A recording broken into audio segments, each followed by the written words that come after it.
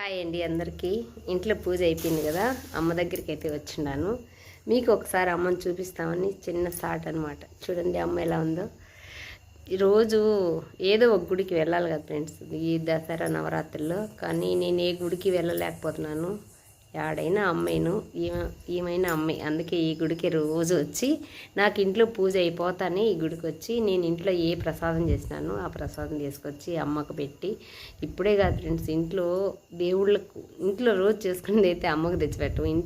ఇంట్లో ఏ దేవుడికి చిన్న శుక్రవారం అయితే అంత పెరుగన్నం చేసినా కూడా అమ్మకు కూడా తెచ్చి పెట్టాలి. నాకైతే అమ్మకు పెట్టకపోతే అస్సలు మనసే ఆగదు, పెట్టలేదని ఉంటుంది.